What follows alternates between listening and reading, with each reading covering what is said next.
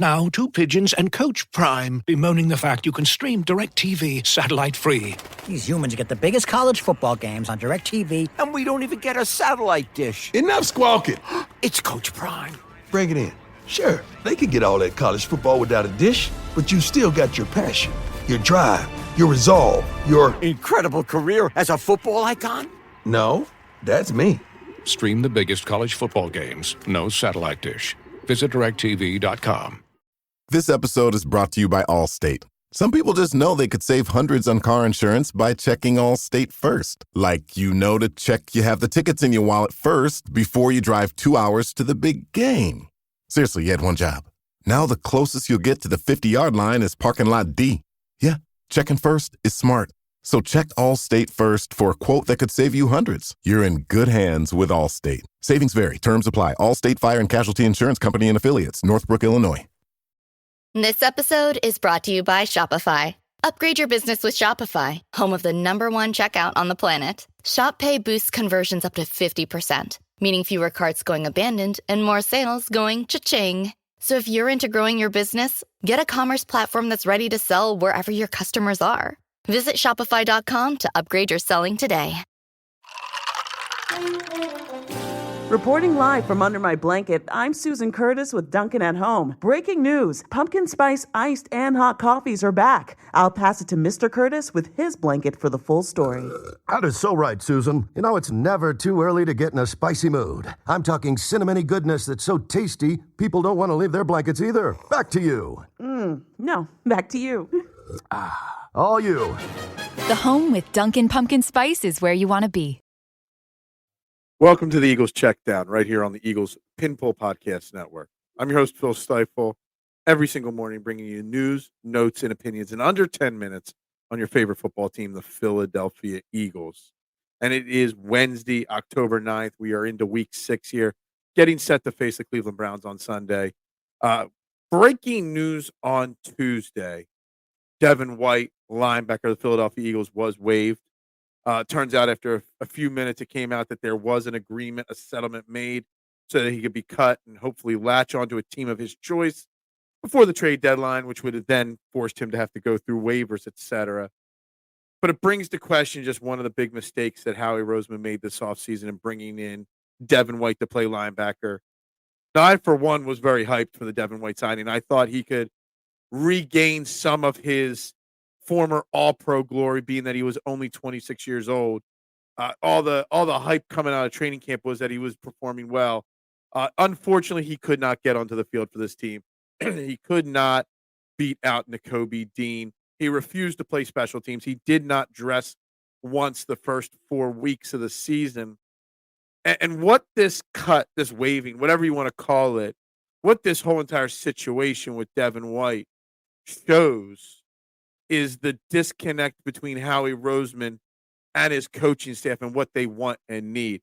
Obviously, Devin White was not someone that fit the Vic Fangio mold. He was not somebody that would be that on Vic Fangio's radar as a player. On top of all that, Devin White obviously showed, some immaturity against the Tampa Bay Buccaneers in Week 4. When he was out there tweeting, retweeting, commenting, making jokes, doing whatever he was doing, poorly optics-wise, to, like and comment on the Buccaneers, basically cheering them on. It was a move that had to happen at some point. If he wasn't going to play special teams with Sidney Brown, Ananias Smith's practice windows open this week, there were going to meet eventually a 1 or 2.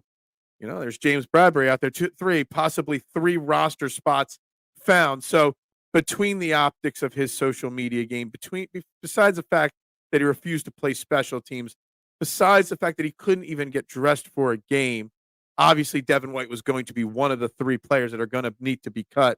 We'll see what happens going forward when these guys and these roster spots are needed elsewhere.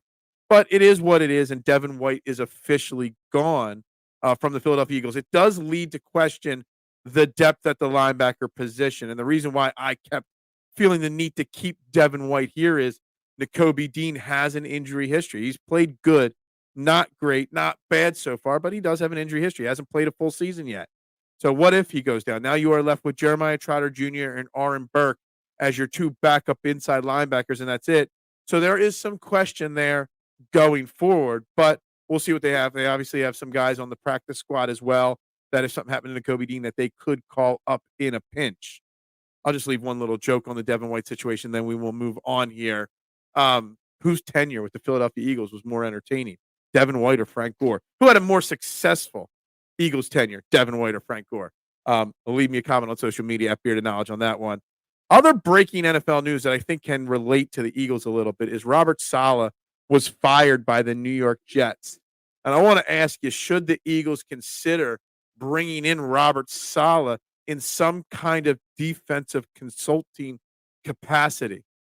To me, it just sounds like Aaron Rodgers, Mr. The Crybaby, won his little battle. Robert Saleh got his way. Obviously, there was a little disconnect there, which makes me think about Nick Sirianni and Jalen Hurts' relationship, and if it's as bad as we think it is, because if it is, maybe Jalen Hurts would have gotten Nick Sirianni fired. Anyway, that's not what I want to talk about today.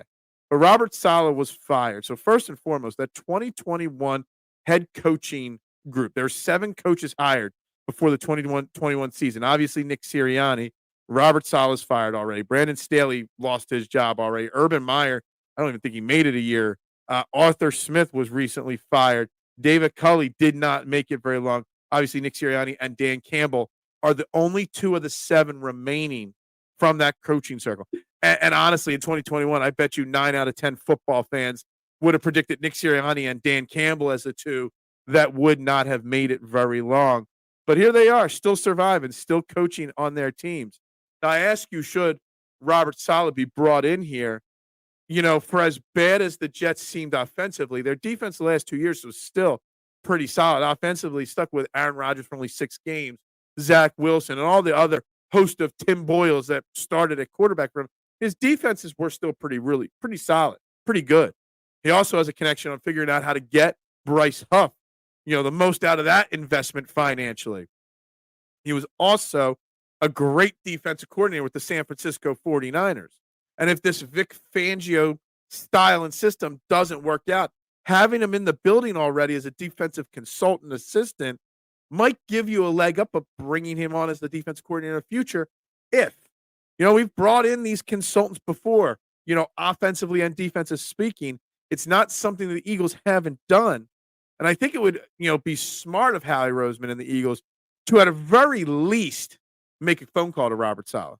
I'm sure Robert Saleh needs a break, needs a few days to process how the rumors coming out of ESPN were that he was just escorted out by security, wasn't allowed to speak to the team or anything like that. So, there's something there.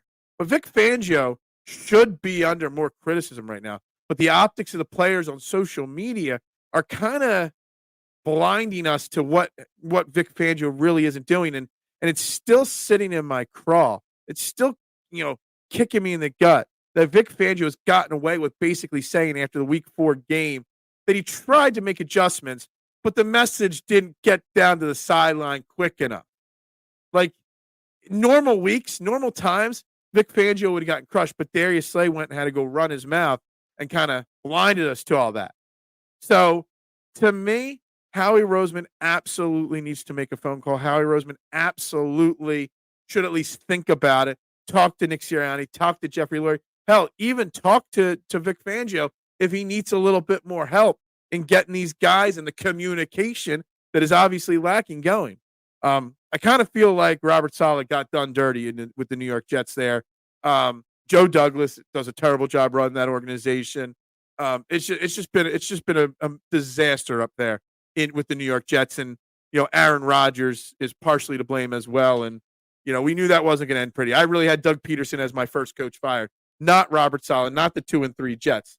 But anyway, I think the Eagles should at least take a look at talking to Robert Saleh for some form of consultant of some kind. Guys, you're listening to the Eagles Checkdown right here on the Eagles Pinball Podcast Network. Make sure you subscribe and follow and whatever it is you do on all those podcast platforms. And make sure you tune in Monday through Friday to the all-new STT Sports Network, setting the trend for what sports talk should be, and the flagship show Monday through Friday, 8 a.m. to 9:30, trending in the AM, the only morning show in Philadelphia where your opinions actually matter. It's linked below. You can find me, Phil Stiefel, on all social media platforms at Bearded Knowledge, Facebook, Instagram, TikTok, Twitter. That's how you find me, guys. Everybody have a great Wednesday. We'll be back Thursday and start breaking down this Eagles-Browns Week 6 matchup. Everybody have a great day. Go Birds, and bubbles up to you. This episode is brought to you by Shopify. Upgrade your business with Shopify, home of the #1 checkout on the planet. Shop Pay boosts conversions up to 50%, meaning fewer carts going abandoned and more sales going cha-ching. So if you're into growing your business, get a commerce platform that's ready to sell wherever your customers are. Visit shopify.com to upgrade your selling today. Prime Big Deal Days is here with exclusive savings just for Prime members. Woohoo! Involuntary deal squeals can happen, like the deal on travel mug squeal. The deal on a new blender squeal. Yeah! Or the classic deal on electric toothbrushes squeal. Oh, yeah! Woo! Save big on electronics, fashion, and more this Prime Big Deal Days. On now. Ryan Reynolds here for, I guess, my 100th Mint commercial. No, don't. I mean, honestly, when I started this, I thought I only have to do like 4 of these. I mean, it's unlimited premium wireless for $15 a month. How are there still people paying 2 or 3 times that much? I'm sorry, I shouldn't be victim blaming here. Give it a try at mintmobile.com/save. Whenever you're ready. $45 upfront payment equivalent to $15 per month. New customers on first 3-month plan only. Taxes and fees extra. Speed slower above 40 gigabytes. See details. Oh, such a clutch off-season pickup, Dave. I was worried we'd bring back the same team. I meant those blackout motorized shades. Blinds.com made it crazy affordable to replace our old blinds. Hard to install? No, it's easy. I installed these and then got some for my mom. She talked to a design consultant for free and scheduled a professional measure and install. Hall of Fame son. They're the #1 online retailer of custom window coverings in the world. Blinds.com is the GOAT. Shop Blinds.com's primetime kickoff event. Save up to 50% off select styles, plus doorbusters. Rules and restrictions may apply.